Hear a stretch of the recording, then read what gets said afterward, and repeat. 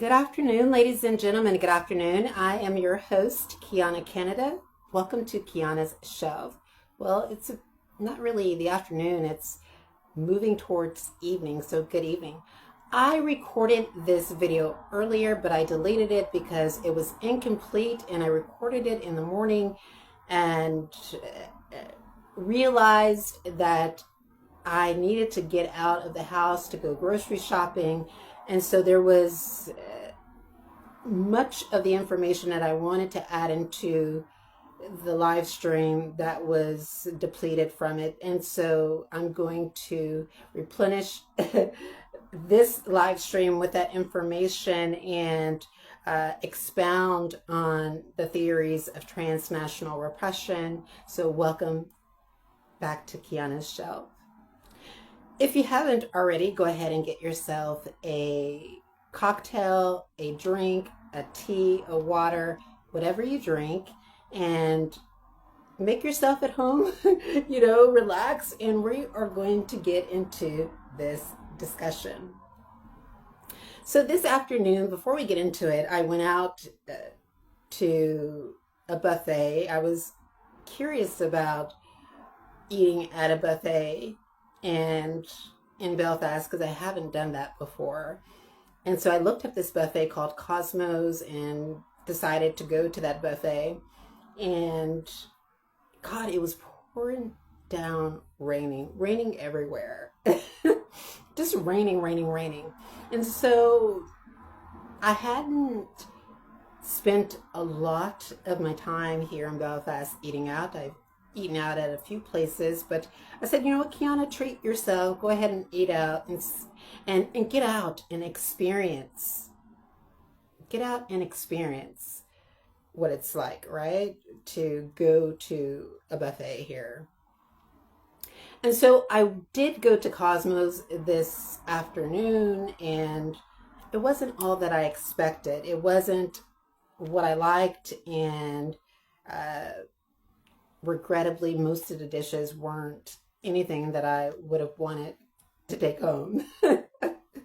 Unfortunately, the only thing at Cosmos that was delicious, I have to say, in my personal opinion, the savory dishes was, of course, their shrimp. But the problem with that was that they didn't devein it.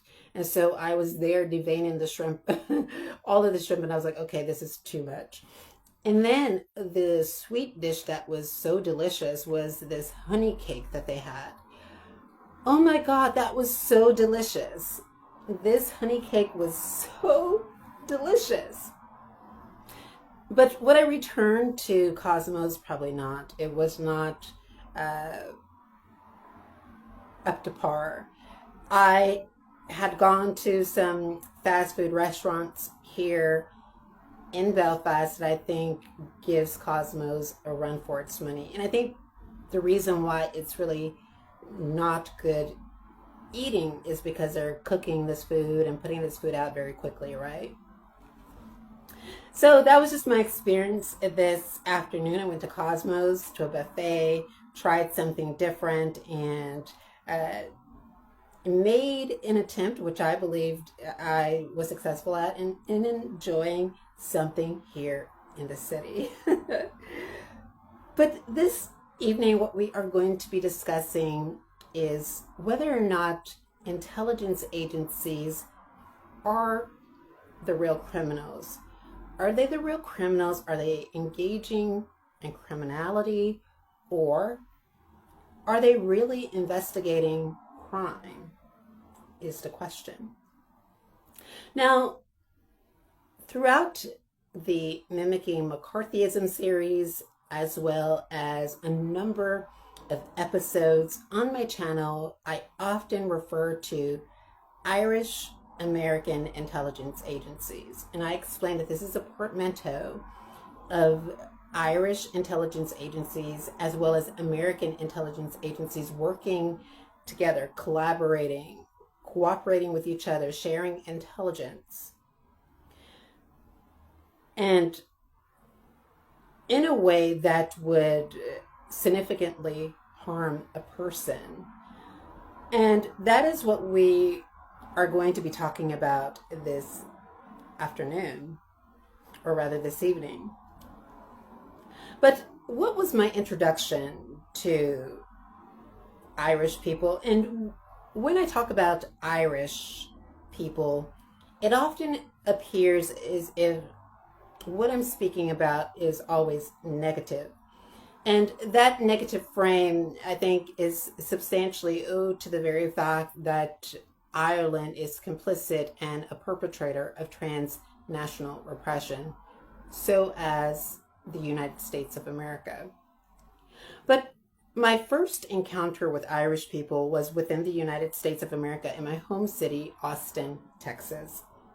And I met three Irish men who was sitting at a pub in my city in the warehouse district, and I passed by them and they stopped me and we began to talk and developed a conversation and began to speak to each other and just had a phenomenal time with each other. There was this one Irish guy that really liked me and was attracted to me. The feelings weren't mutual, but what I liked about our time together, the three guys and myself, was that we just had a ball when I showed them around Austin, and we really did enjoy each other's company. And so that's how I became acclimated to Irish people, and from that point forward, I always had a very positive opinion about Irish people. Didn't think anything negative about Irish people, didn't know much about Irish people until I fled to the Republic of Ireland and sought asylum. And as we know, when I sought asylum in the Republic of Ireland, Ireland shared the details of my asylum claim. I believe the evidence, of course, is leading to that very fact with the United States. If not Ireland, then some, as I explained in the Mimicking McCarthyism series, there was a asylum seeker who actually picked up my parcel that had my asylum claim, and he ran off with it for several hours and didn't bring it back till like 12 o'clock in the morning. And there was this whole making me doubt my reality about his intention, because when he left in the afternoon and sped away on his bike, and he took my parcel to somewhere and kept it there for a significant period of time. And I believe that my parcel was taken, that the information was altered, and that he brought back an inauthentic copy of my asylum decision. If not that, then he definitely took my asylum information to someone. The question is, who? And we're not going to be canvassing that question in this live stream, because I already believe that this is Ireland, of course, and the United States working in concert with each other to carry out acts of transnational repression. And if you are new to this live, you may be wondering, well, what is transnational repression? Transnational repression can be conceptualized as when states are using their diplomatic relations and their intelligence capacities to reach across borders to silence the dissent of their citizens. You may say, well, what is diplomatic relations? Diplomatic relations is through its consulates, through its embassies, and intelligence capacities could be through its intelligence agencies or cybersecurity agencies like NISOs, which is domiciled here in Belfast. And then we have ENZO, who hires the talent, the IT talent, and distributes that talent to NISOs Belfast, or NISOs Group Limited. And the research is evolving, and it demonstrates, and I've touched upon this multiple times during my episodes, that it need not be a person's state, their country, that is subjecting them to transnational repression. It could very well be a foreign nation that is doing it. But in order to come under, I guess, the purview of a foreign nation, putting a foreign national through transnational repression, that political activity or that journalistic activity or that human rights activity has to call out in a very public way the authorities of that foreign nation. And I want you to think about Julian Assange, who was a national of Australia, but released some very incriminating information against the United States, and the United States put Julian Assange through transnational repression. In my case, I wrote an article about the extrajudicial executions of Black Americans in the United States of America, as well as touched upon what I believe to be a morality policing phenomenon happening in direct provision that was being perpetrated and managed by a person of power. When I published that information in the Jurist and attached that independent research to the article, that's when the transnational reprisals increased. And of course, at the moment, I didn't know that this was transnational repression.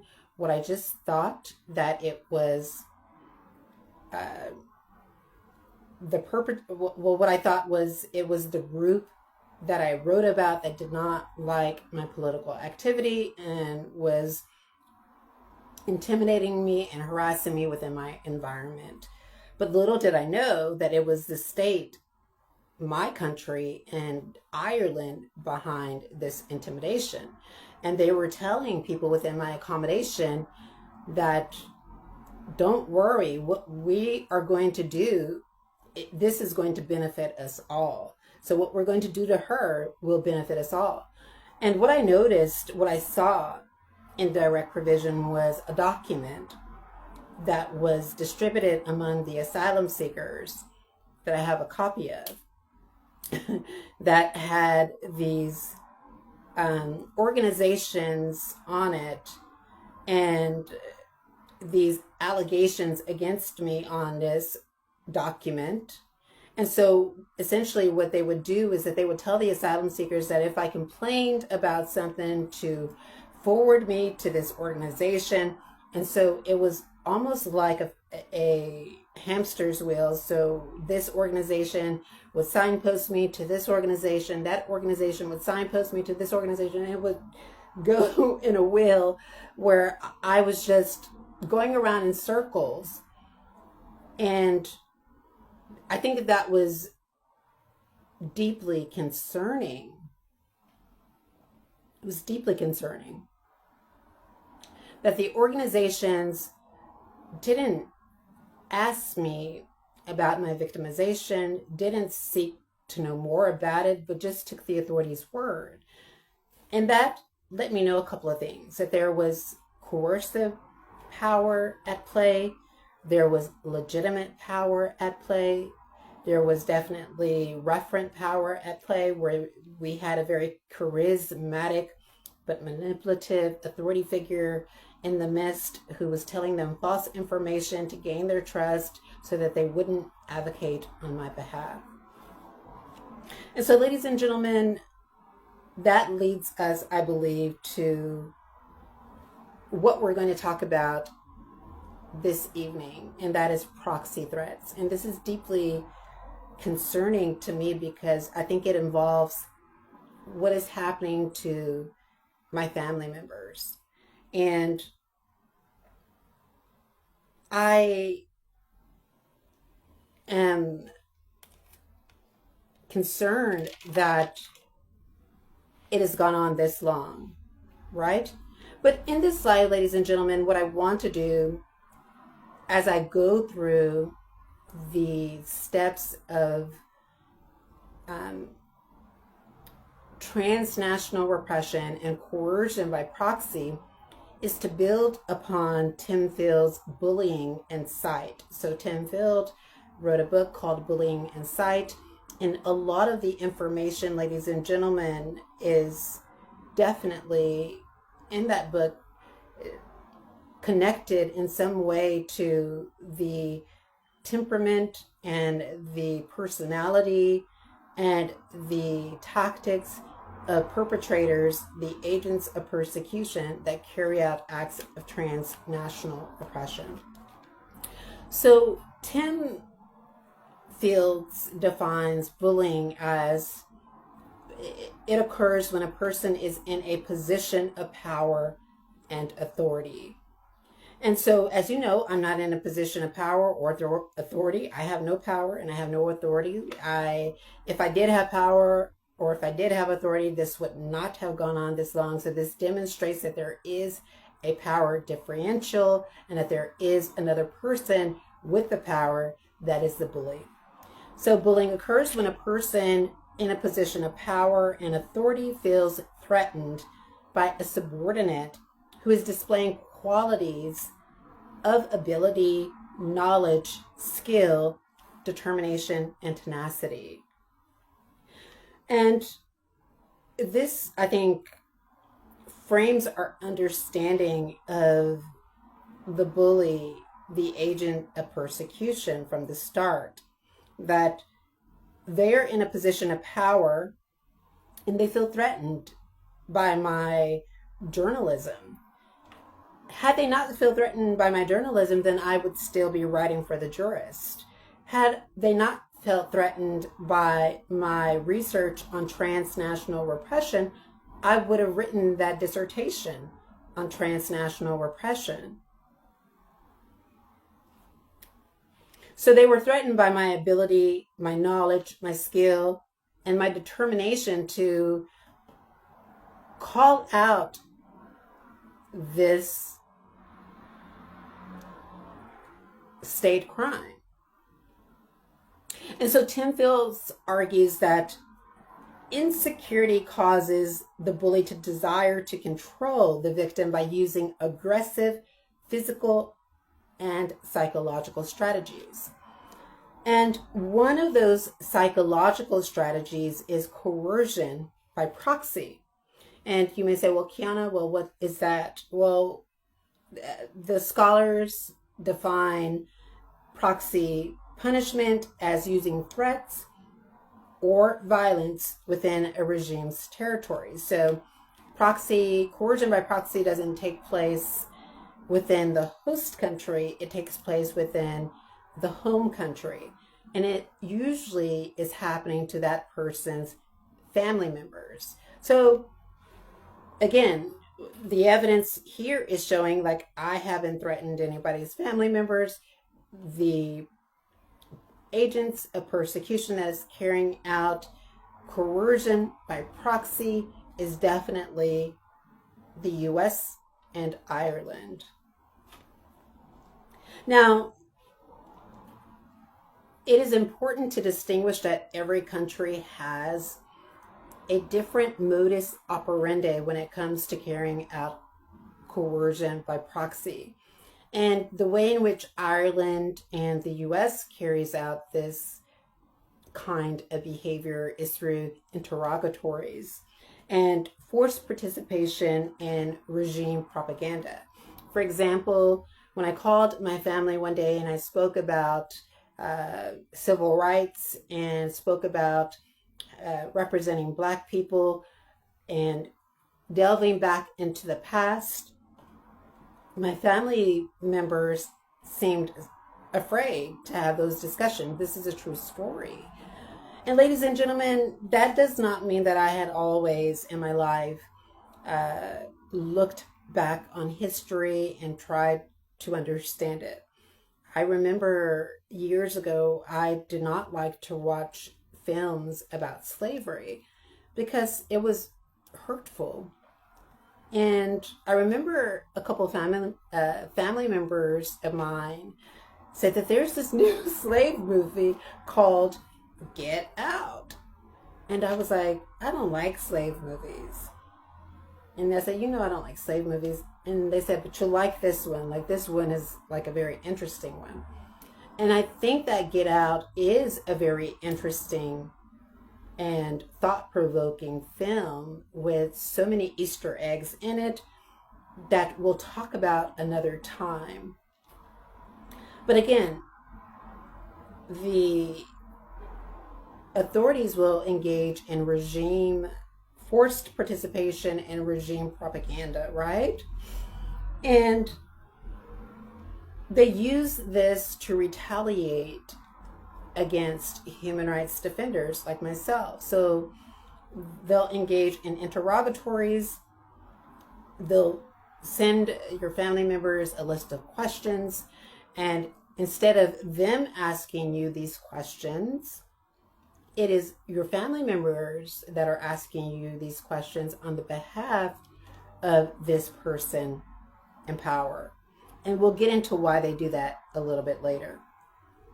But like bullying, transnational repression, and proxy threats, coercion by proxy, it occurs in private. And when we think about it, ladies and gentlemen, we often hear the dominant society say, where's the evidence? What is evidence? Show me the evidence, right? And this is really a charge against minorities, specifically Black Americans, to demonize them and to undercut their knowledge and their experience, their lived experience about being victimized, because in their minds, evidence always has to come out of the mouth of somebody white, a person within the dominant society. A person that is non-white, especially a Black person, can never be, in their personal opinion, a person that is an agent of change or a knowledgeable agent or an epistemic subject, somebody who is able to reason, to understand their victimization. And so they often say, well, where's the evidence? And the truth of the matter is that they are resistant to the evidence that's being put in front of them. And we'll get into that a little bit later as to why that is. But when we really reflect deeply on transnational repression, sometimes there are no witnesses or records or forensic evidence. And it is often our word against the perpetrator's words, because we know that they are in a position of power. And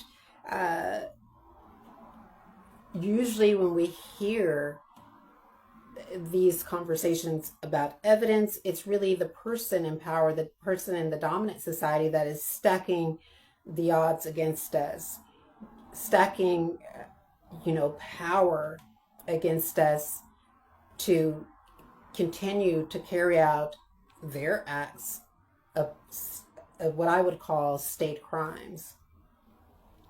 Now, again, they want to carry out their state crimes, and the way in which they do this is through subjugation and control. The principal aim of coercion by proxy is to establish control, essentially, to dominate, to subjugate, and to deny the victim the right of independence and self-determination. That is the reason why they engage in coercion by proxy, is because they don't want you or me to be a free agent. Again, I have made attempts to free myself from the United States by seeking to renounce my citizenship, seeking to move. Look, I'm in a foreign country. I'm in Belfast, Northern Ireland. If that is not evidence that I have sought to, emancipate myself from the United States, then what is? And what's holding me to the United States, of course, other than my family, is the United States refusing to agree to a divorce. Because the United States does not like the fact that a divorce would mean that I would be free of it, and that the allegations that I made against it would still be in place.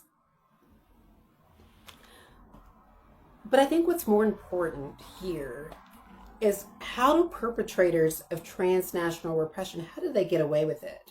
Now, we were talking about this earlier, right? When we were talking about members of the dominant society bringing up evidence and being knowledge resistant when it comes to evidence, right?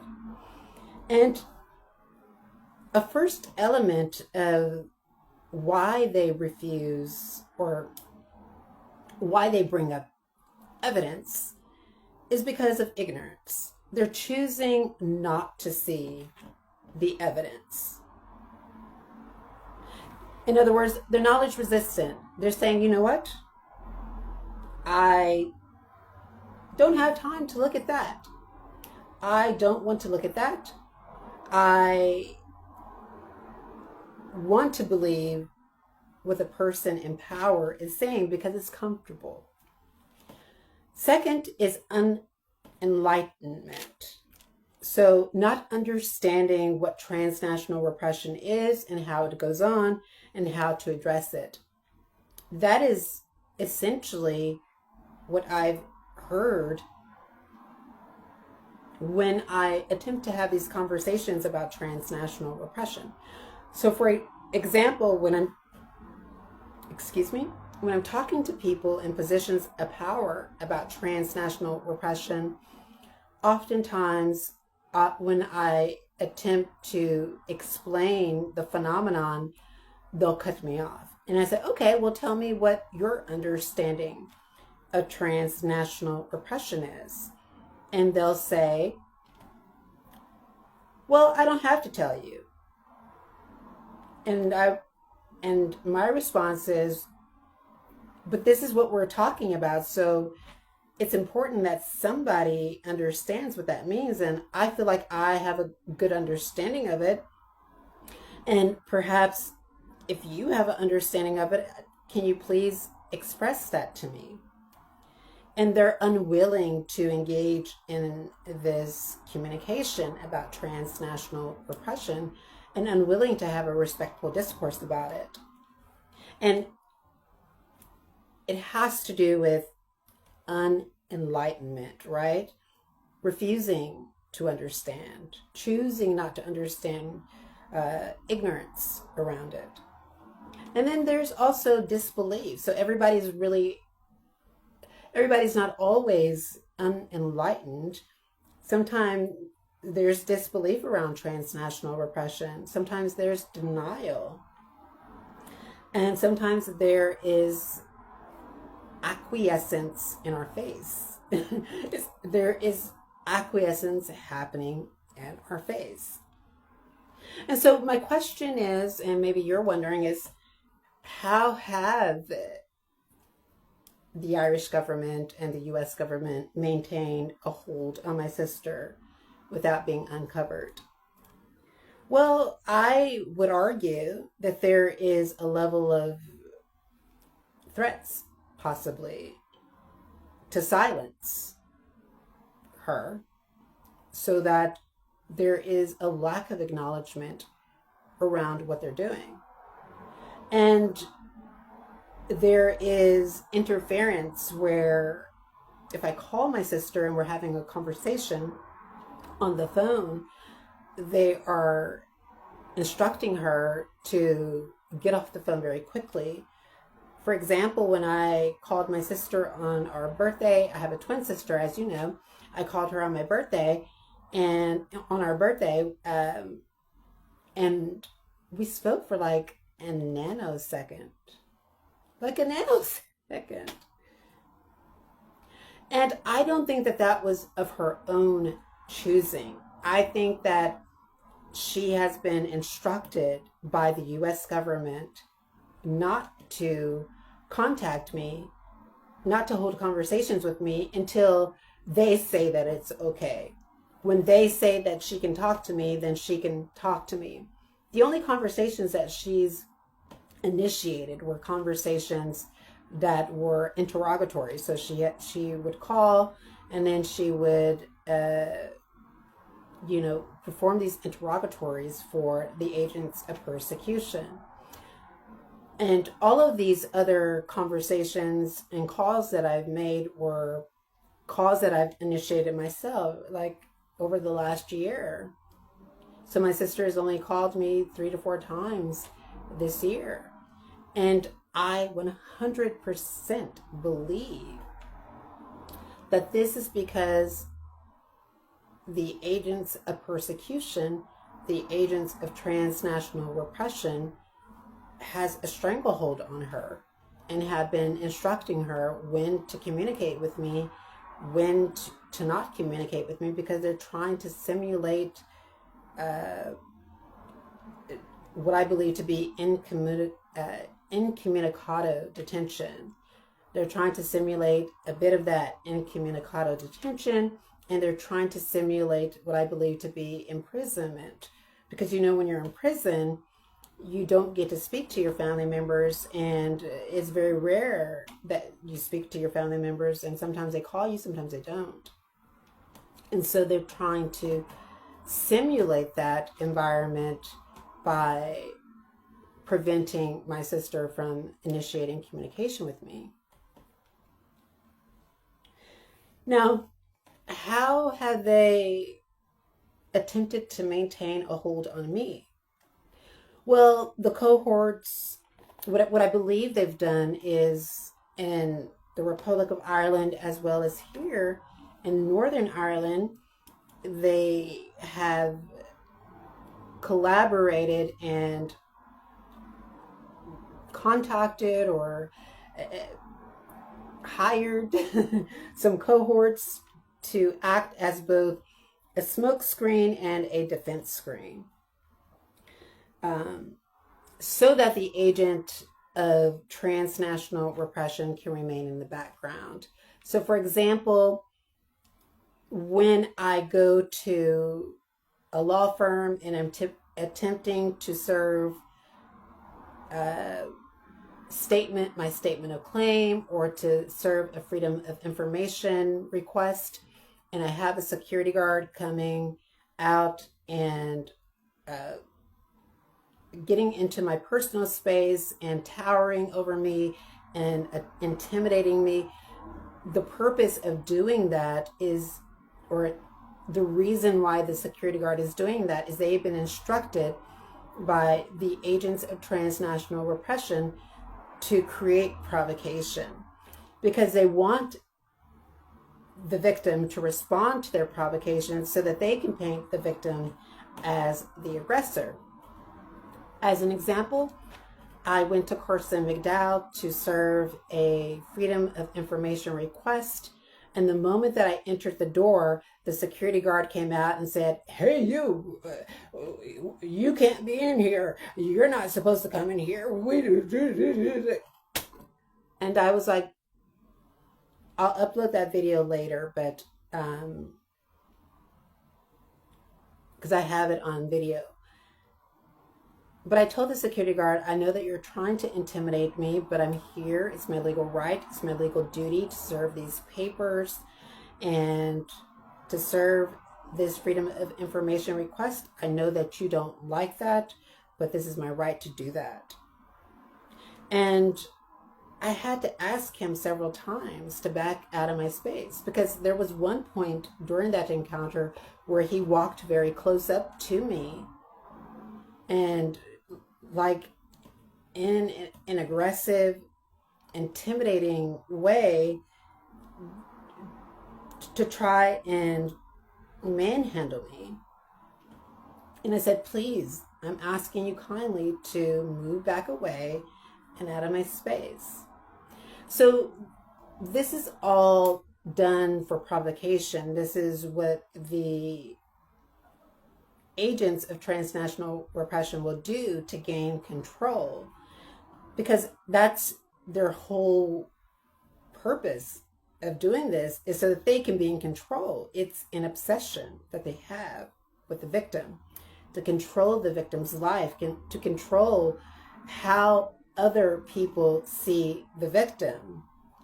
And because they're in a position of power, they're able to manipulate, and the masses able to manipulate the understanding of, or able to manipulate the broader, what I would call maybe these organizations or these human rights bodies or these law firms, able to manipulate their perception about who I am.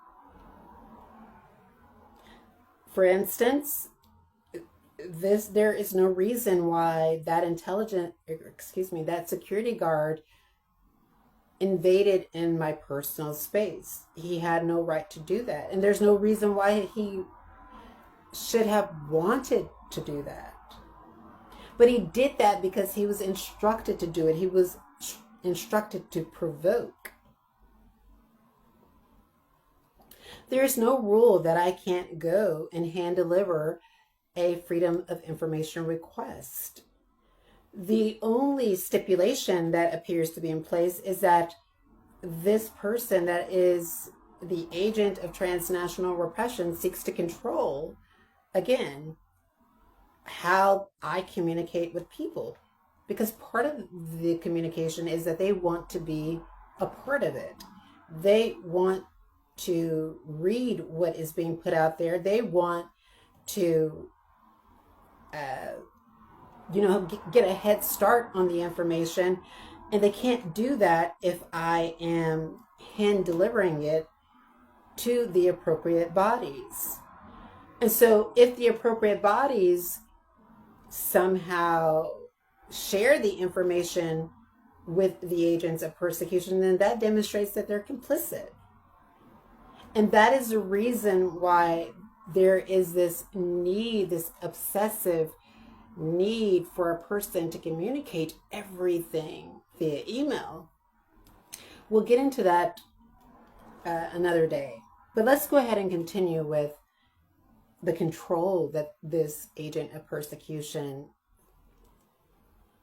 has or attempts to maintain over me. When the agent of persecution instructs persons like the cohorts, such as the security guards, also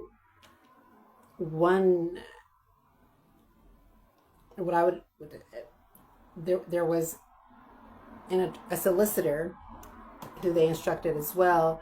When they instruct the security guards, the solicitors, the community to provoke you, this allows them to sit back and watch and to keep their hands clean. And this is something that Tim Fields talks about in his book, Bullying, is that bullies will often contract people around them, cohorts, to carry out their action, to carry out this abuse on their behalf, so they can sit back and claim plausible deniability. And Tim Fields describes these persons as underlings. He says the underlings can be used to direct attention away from the bully. The underlings can be used to direct attention away from the agent of transnational repression.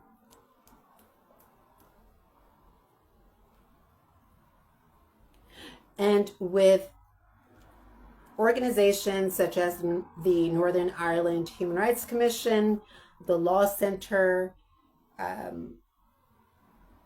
so we have the Northern Ireland Human Rights Commission, the Equality Commission, the Law Center, ENZO. These co-conspirators can back them up when complaints are made. So, for example, if I make a complaint against the agent of persecution, then we have the Northern Ireland Human Rights Commission coming in to protect the person, the perpetrator, as they have done in the past. We have the Equality Commission coming in and doing the same thing. We have the police ombudsman for Northern Ireland coming in and doing the same thing to protect the perpetrators.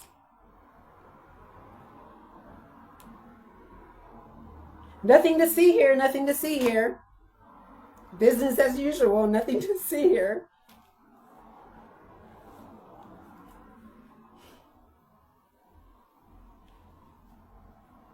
Now, I did have a very interesting conversation with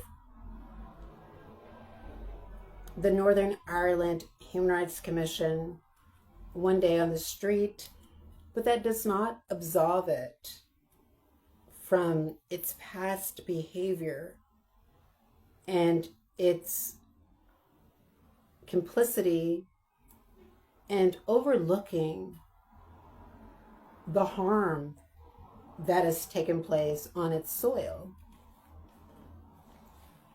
Now, what are some other transnational repression tactics? Well, this is a very interesting one, and it might even be, I would almost argue, it may even be perceptible to you, right? And it is this. Once an indiscretion has been identified, it is used as the basis for placing an individual on a competence procedure or a capability procedure. Now, where did this happen in my own life? This happened at Queen's University, Belfast. I was outspoken about transnational repression in my modules and with my cohorts, stating very clearly that the United States and as well as Ireland were perpetrators of this state crime and this illegal activity. And what happened? I was placed under a competence procedure, right? And that competence procedure was put into place to, I believe, it was implemented as a guise of, well, we're concerned about you, we're wanting to help you, but it was really a device, ladies and gentlemen, of intimidation and control. Now, as we know, in my personal situation, I passed the competence procedure with flying colors, and that was what I knew would happen. But the very fact that they put me under a competence procedure was to intimidate me and to make me feel as if I was worthless and didn't have any, to make me feel as if like I had no place being in that program. And this was all done at the behest of the US government and the Irish government.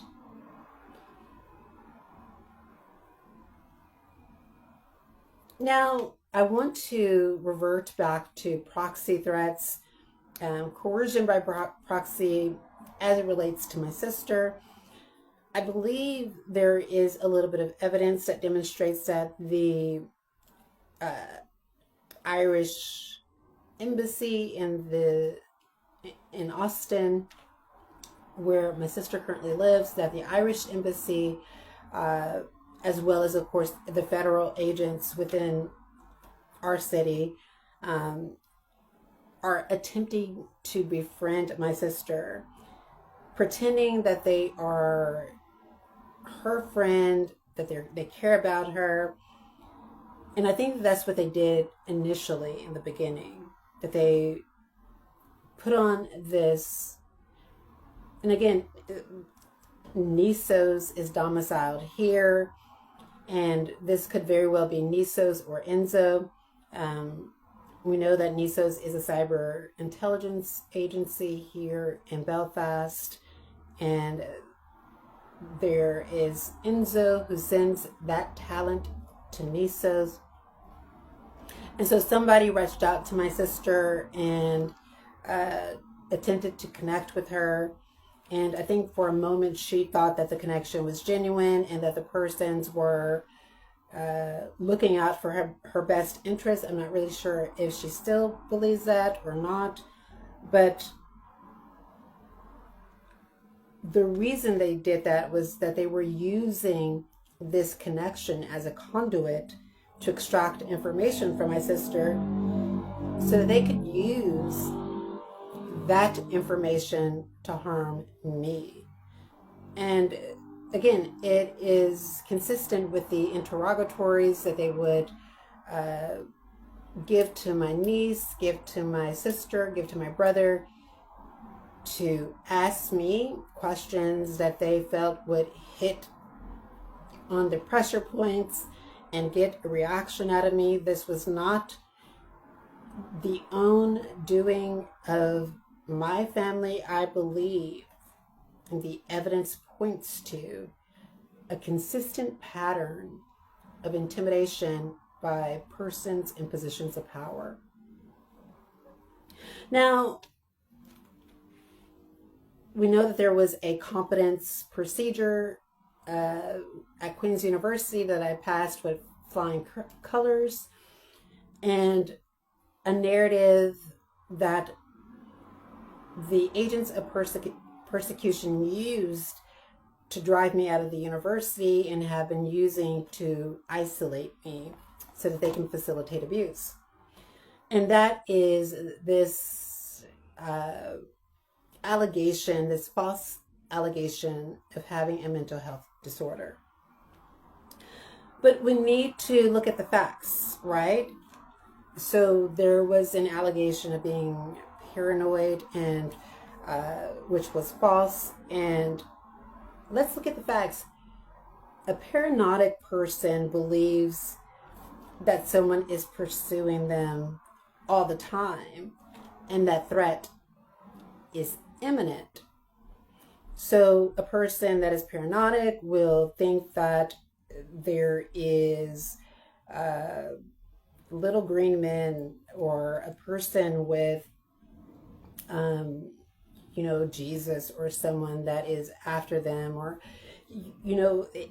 it's broad. Howsoever, a person who is being put through transnational repression may be alert in case danger might be present. A person that is going through transnational repression is not in a constant state of hypervigilance. They're not in a state of paranoia always. Like, I go out all the time, and I often sit with my back to people all the time. I often eat with, sometimes my back to people. I often walk at night alone. And those aren't any actions that a paranoid person would take.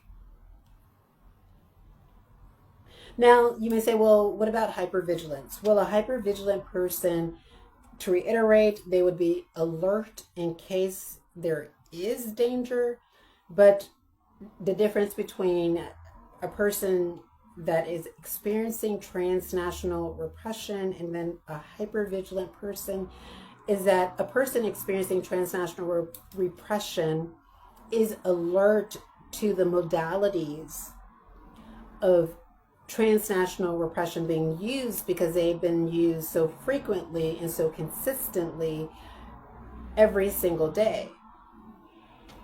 So there is no reason for the person to feel paranoid about the actions of the state or to be hypervigilant. They're just aware. Now, a paranoidic's fear of persecution is usually unfounded. Remember, we talked about this in another episode where I said I was going to expound on well-founded fear and unfounded fear, right? A paranoidic's fear of persecution is usually unfounded. But the person who is going through transnational repression, their victimization, persecution And being made a scapegoat is well-founded because there is a trail of evidence to demonstrate that. And the evidence, of course, in my particular case is being isolated. I have gone to a number of organizations to create community, and right when I did that, I had intelligence agencies coming in, swooping in, and severing those ties and isolating me from those communities. That's evidence. Another piece of evidence is my being in the university, pursuing a master's in international human rights law, going to write a dissertation on transnational repression, and passing all my modules only to come upon the dissertation. And then during this period where there was no activity, where there were no students in the university, to come to this period where they carried out this campaign so persistently to have me ejected from the university. That is victimization. My persecution in the Republic of Ireland, being persecuted after writing 2 critical pieces about the U.S. practices, how it's treating Black Americans, its police practices, and the practices of Black Americans the practices within direct provision.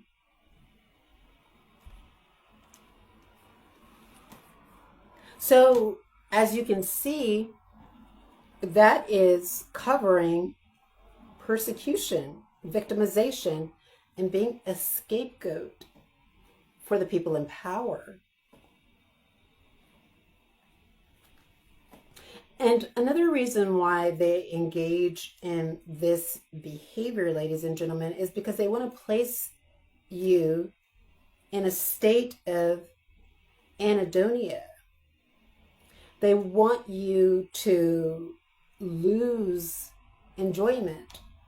And sometimes you got to push yourself to go out and have fun, or push yourself and go out and do the things that you once liked. Push yourself to go out and enjoy a meal, because that's what they want. They want you to lose in enjoyment for all of that you're only consumed with what they did to you, that you lose any drive for life in general, any enjoyment for life. And another purpose for that is to mar you in the state of radicalization, because it's easier to radicalize persons that are perhaps not going out and enjoying the things that they used to enjoy, to love again, to want to be in community. It's the whole purpose why they seek to isolate, to facilitate abuse, to cut you off from support structures, to cut you off from friends, to cut you off from family, to deny you the right to have justice, to stand in your way of accessing the courts. All of this is done to provoke you into carrying out an act that the state can frame as a threat to national security. There are other tactics, such as framing you as a spy. So, as I mentioned before, is it wrong to seek to divorce your country when your country has harmed you? Is it wrong to seek to divorce your country when your country has not lived up to the reputation that it has built for itself? Is it wrong to flee the country when the country has abused you so badly? And when you do this, the agents of persecution the agents of transnational repression seek to frame your narrative as you're a spy, that you're working for other nations, simply because you're seeking protection from those other nations. You must be a spy. And I believe that this is an affront to a person's dignity and human rights. Now, I want you to ask yourself this question. How can a person do two things at once? How can a person be two things at once?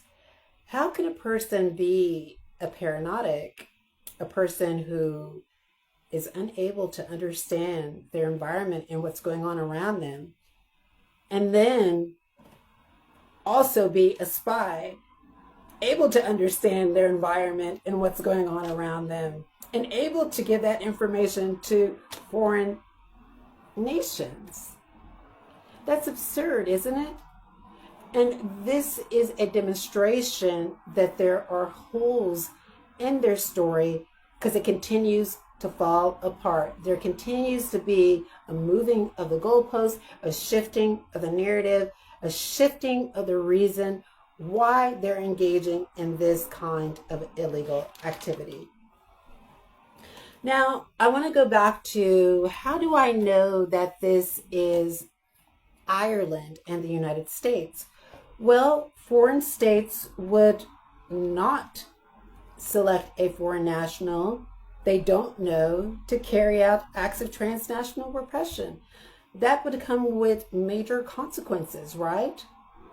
And if a state decided that they did want to put me through transnational repression, that would likely be done on the behalf of course, the countries that I have somehow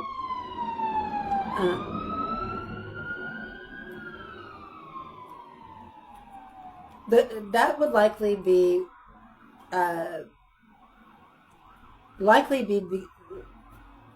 so, for example, I think that would likely be, ladies and gentlemen, if the countries decided to do that on the behalf of the countries that were seeking to put me through transnational repression.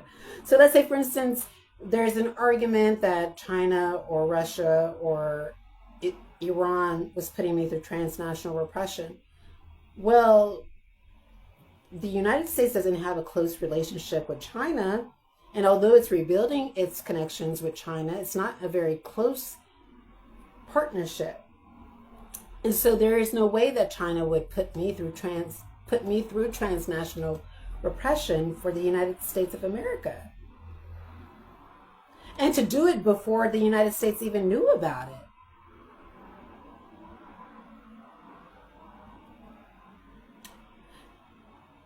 Now, what about Russia or Iran? So Russia, why would Russia put a foreign national through transnational repression?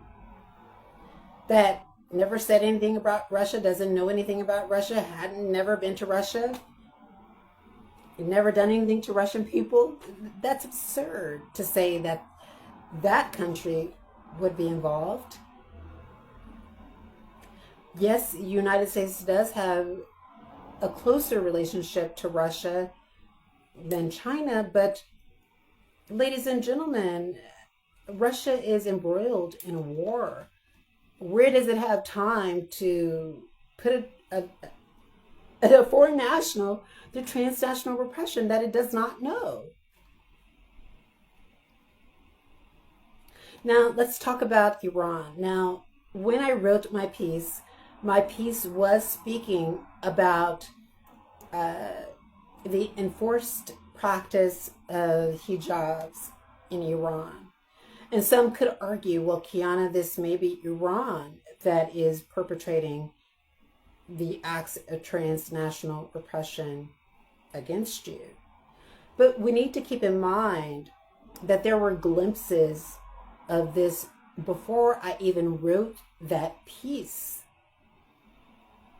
The very fact that this behavior was happening in direct provision was the catalyst that compelled me to write the piece in the jurist.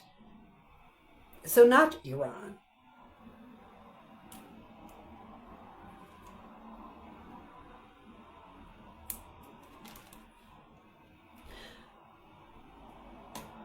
So we're coming upon the end of this live stream, and I just want to say, ladies and gentlemen, that we really don't need to be afraid emotionally of the information that an intelligence agency, a cyber intelligence agency, would have and would attempt to use against us. We need not be afraid of that. And I would argue, put it all out there so they can listen to it, or put it all out there so they can see it. Because I don't want anyone to have a stranglehold on me. So if you have something on me, go ahead and put it out there. And let's have a conversation about it. Or let's have a discussion about it. Because again, I can guarantee you whatever they have, what I have, is 10 times stronger to refute that. And it reminds me of like these AI videos. I think that we're closing our discussion on coercion-by-proxy and comparing the comparative analysis of bullying and how agents of transnational repression carry out that, right? Those state crimes. But I found something very interesting, or at least saw something very interesting, and it was these AI videos. And it was of these people releasing or taking pictures or videos of persons while they were in a department store or a grocery store, and creating a video where a person is releasing pests in a grocery store, or creating a video of a person stealing something that they didn't steal from a grocery store or a department store, releasing a pest in a grocery store when they did not, and videos capturing a person who weren't in compromising positions, but the AI is putting them in compromising positions. And this has led to some devastating consequences, because some people have been accosted by security. Some people have been marched out of department stores and grocery stores. And we have recently seen a video of Thomas Massey and an AI video of Thomas Massey with AOC and Ilhan Omar holding their hands, which was a fake video, an AI video. And this is what really disturbs me, because if a person didn't know who Thomas Massey was, or didn't know who Alexandria Ocasio-Cortez was, or didn't know who Ilhan Omar was, if a person didn't know who these persons were, or if they didn't know who the person in the grocery store was, or the person in the department store, they would believe that information. And this is what is so destructive, I think, about AI. And this is what I think what we're headed to, is that AI is going to be used, ladies and gentlemen, as a tool of blackmail. Because, ladies and gentlemen, the public is only getting, the top of the iceberg of the AI. And then if you pay for, a larger pack, right, you may get other capabilities. So now you're a little bit beneath the iceberg. But we know that the creators in the intelligence agency, they're at the very bottom of the iceberg with how they're creating this information that could be used to blackmail people. And I'm glad that Gemini has embedded an encrypted synth ID into the images and into the videos that are being created. And I'm also glad that the European Union has decided to take a stance against AI and the way in which it can be used to engage in misogyny online and misogynoir. But not everyone has taken a stand. And it brings us back to our initial question, right? As to whether intelligence agencies are really the criminals that are engaging in criminality. Because when they create this blackmail information that is not true, creating an image of a person engaging in something that they didn't engage in. Now, I don't know if they've done that. I'm referencing the video of Ilhan Omar, Thomas Massey, and AOC.